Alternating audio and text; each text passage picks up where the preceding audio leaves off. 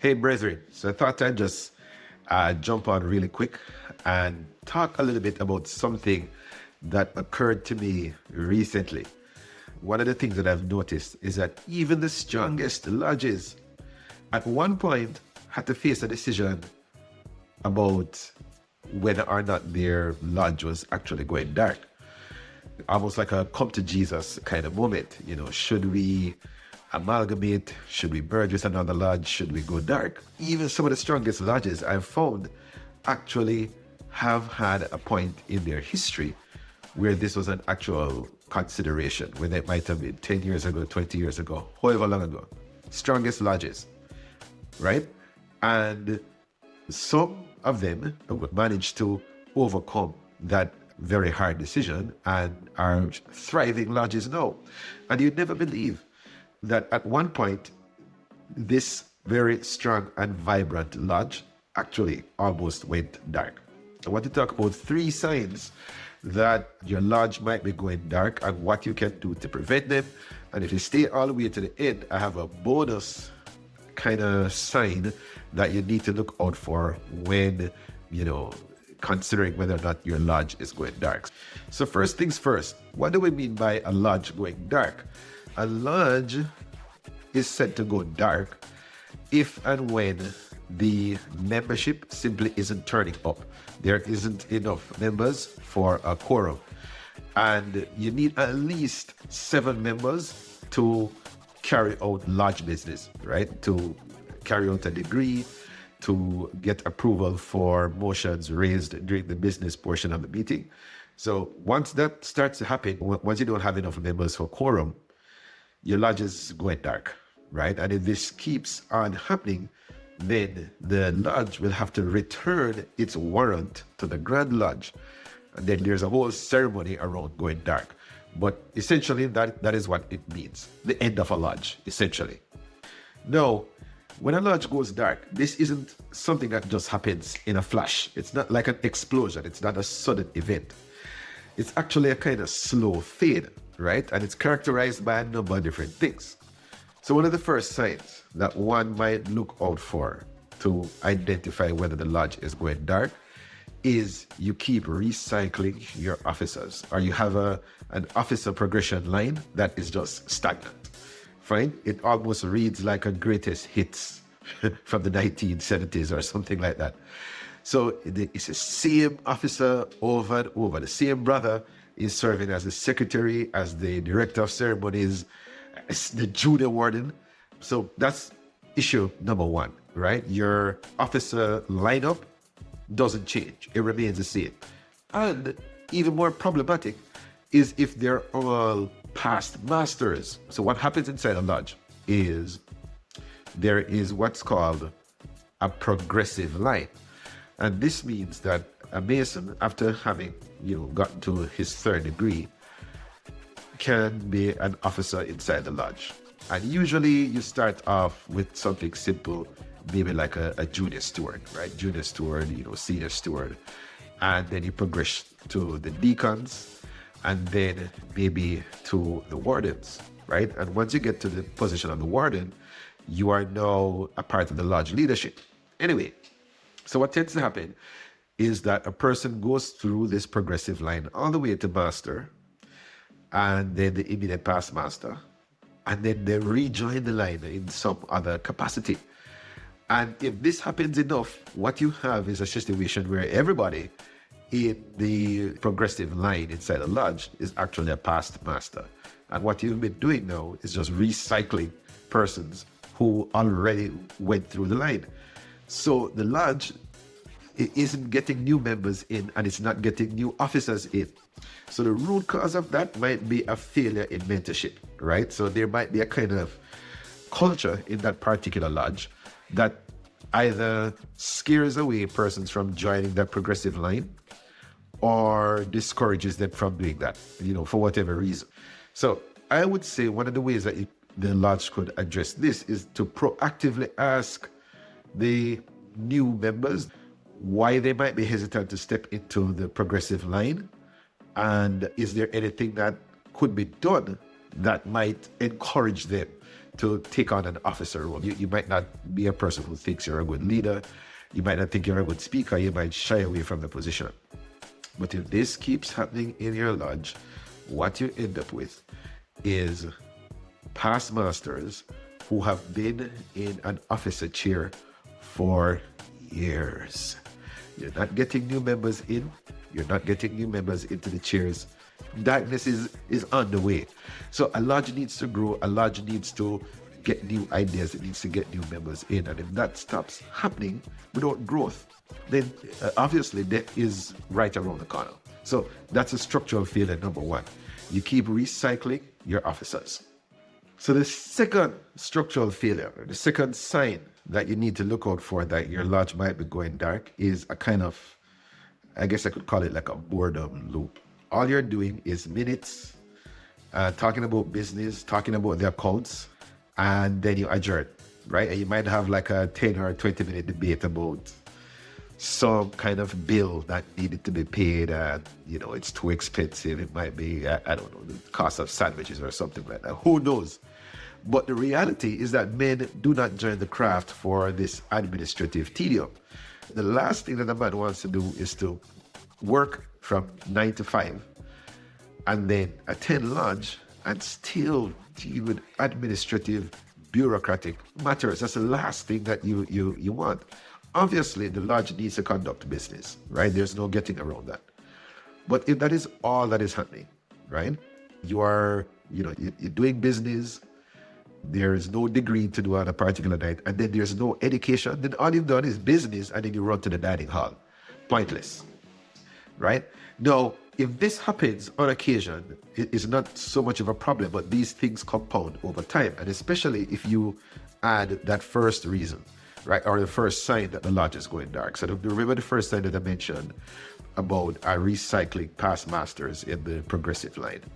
Now, if you combine that with the second sign that your lodge is going dark, the boredom loop, no, the problem is compounding. You have a problem. One potential way that you could use to break up this boredom loop is to mandate even a 5-minute piece of Masonic education every single meeting. Plain and simple, right? A Masonic education piece doesn't have to be a very lengthy lecture. I've seen some which are quite long, 30 minutes, 35 minutes, but it doesn't need to be that long. It could be half that amount of time. It could be a third of that time, right? A nice, impactful 5 or 7-minute Masonic lecture, a Masonic education, and then a discussion afterwards. Oh my goodness. You'd be surprised at how much energy and enthusiasm that injects into the lodge, because men want this kind of intellectual stimulation. It's not something that they find in their regular lives sometimes. You might not find it at work. You definitely can't find it at home sometimes.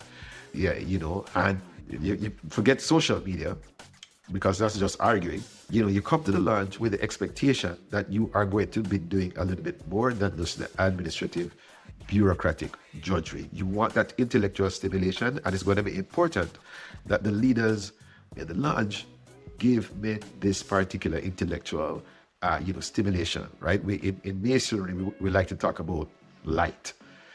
Where does this light come from? It comes from education, right? It could be that at the lodge you have what's called a lodge of discussion, where you pick a particular topic. I remember I attended one recently, and it was a good discussion on men's mental health. This particular master is big on that, issue, talking about mental health and, how men can improve their mental well-being. And that was the topic of discussion that night. Things like that. It doesn't have to be something that is overly complicated. It doesn't have to be something which requires one to be educated in a very specific area, and it certainly doesn't require any kind of academic training. Talk about philosophy, talk about mental health, talk about literature, talk about even finances. Yeah, I know it kind of sounds like work, but if you have a brother in your lodge who is like a financial advisor, and he might decide to talk about some of the benefits of investing and that kind of thing, whatever it is. My discipline, for instance, is in the humanities, and I've done education pieces talking about rhetoric and logic and how important it is to develop your skills at public speaking. And the brethren enjoyed it, and we had a discussion. So that's the kind of thing that needs to happen in your lodge. So that second sign, The boredom loop, try to avoid it. Once you see it happening in your lodge, you need to do something to break out of it. The third sign now, and this one is the danger zone now. Now you're into the danger zone, especially if you are combining this third one with the other two, which is a recycle, progressive line, boredom. And then this one now, the vanishing brotherly love. That's the whole point of Masonry, right? Or that the fraternity is established on the tenets of brotherly love, relief, and truth. Once the brotherly love starts disappearing, the lodge is going dark. No doubt about it. Fine? You have your lodge meeting, you have your business, and then at the end of the night, when you have your banquet, everybody's rushing to the parking lot. It's like a race to get back home. It shouldn't be like that. I can understand, yes, you have a busy life and you have to, especially if your lodge meets like on a weeknight, like on a Monday or a Tuesday or Wednesday. Understandably, you have to get up early the next day to get back to work. Fine.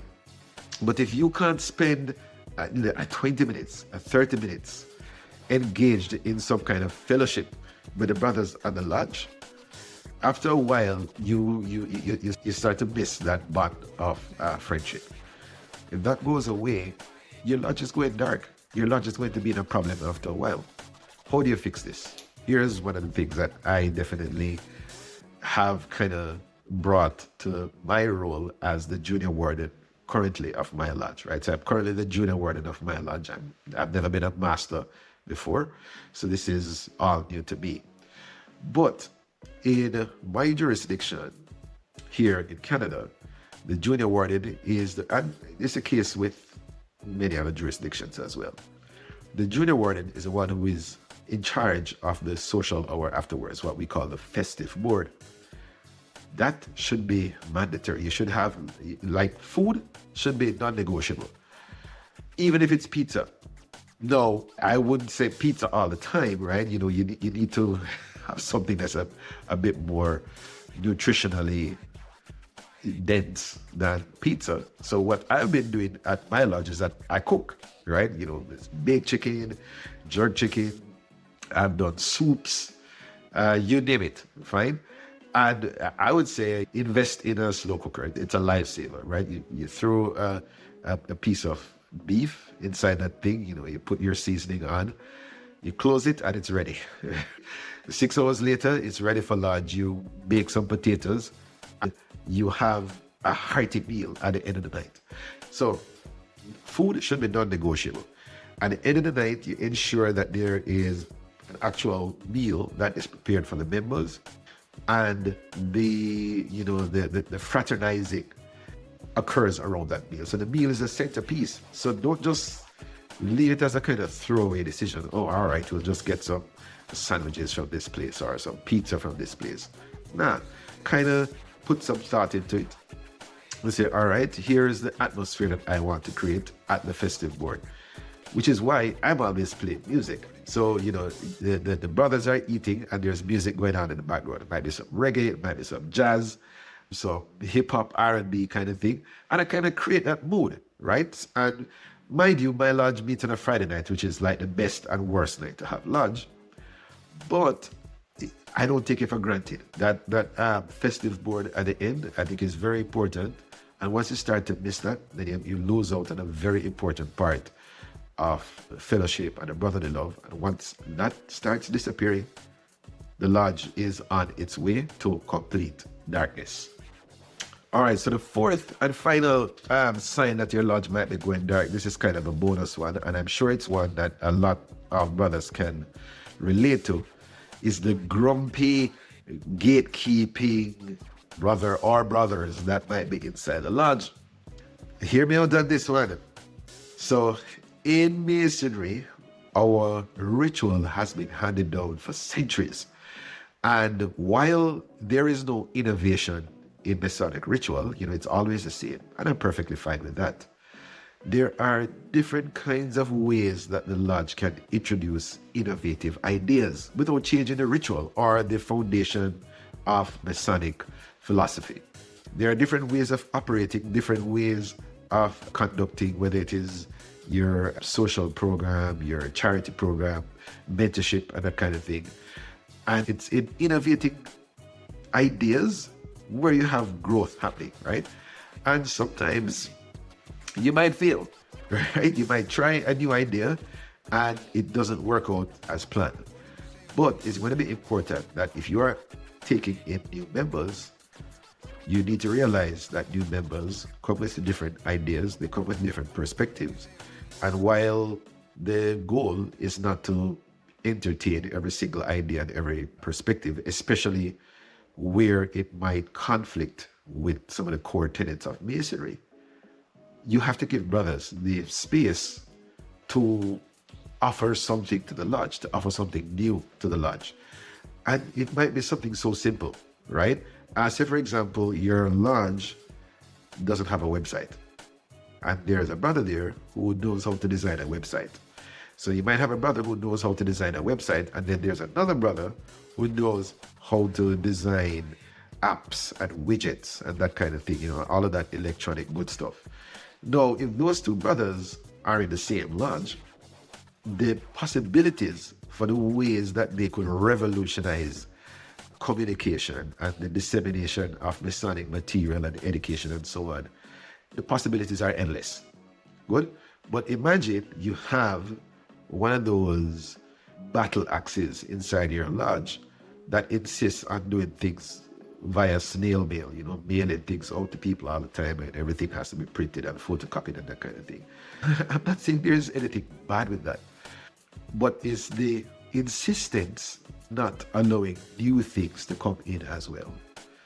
That is going to kill your lodge. If you are resistant to change, to innovation, to growth, the next logical step is death, darkness. You don't want that to happen, of course. So one of the good things about this particular jurisdiction here is that our Grand Lodge has a program which, if you follow it and you follow it closely, might actually prevent your lodge from encountering any of the signs here that I mentioned that lead to darkness. It's called the Cornerstone program. And what the Cornerstone program does is that it lays out a kind of framework where it gives lodges a number of benchmarks that they need to hit. And some of these benchmarks are very specific, and some of them aren't the easiest to actually accomplish. Things like the number of educational nights that you should have, the number of degrees that you should have in a particular year, and so on. But if you attempt to hit those benchmarks, so forget even accomplishing the benchmarks, it's the attempt to hit the benchmarks that is actually going to test the resolve of that lodge. It is going to bring the membership together because, the Cornerstone program looks at Masonic education, the community presence of the lodge, and the fellowship among the members, right? So 3 big pillars that the Cornerstone program focuses on. And just the attempt to actually accomplish Cornerstone status is actually going to make your lodge very strong, make your lodge successful, and make your lodge bright, stay away from the darkness. So one of the things that I would definitely encourage is engaging in the Cornerstone program. I am actually the person coordinating the Cornerstone for my own lodge, and to see how well we can hit certain benchmarks. Even if we don't, it's the attempt that is important, right? We certainly be good to get Cornerstone status and we could brag and say, we are a Cornerstone lodge.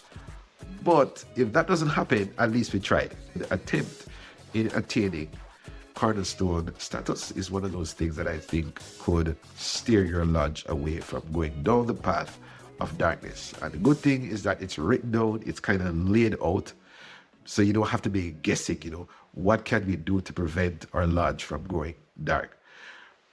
A lodge going dark is painful, right? If you are one of those persons that you've been invested in your lodge, you've been invested in your Masonic journey, to see your lodge going dark, or to be a part of a lodge where you had to return your warrant, that must be a very painful thing. And I don't want that to happen to my lodge. So I'm definitely invested in ensuring that the light keeps shining. And hopefully that is the case for you. No lodge is perfect. No lodge is perfect. And, we all experience some of the signs that I spoke about in this video at some point during the life of the lodge, right? It doesn't happen overnight. It doesn't happen suddenly. It's a gradual thing. And sometimes you're not even noticing that these things are happening, but they compound over time. They compound over time. And before you know it, darkness. Watch out for the signs. If your jurisdiction has a Cornerstone program or something similar, definitely participate in it and do what you can to encourage the bond of friendship, the brotherly love, and the enthusiasm and activity inside your lodge. It's every brother's burden to carry as well. And if we all do it together, it's not so much a burden. It's really a task that we enjoy engaging. All right, that's it for today. This is the Brotherly Love Podcast. Let's get to work.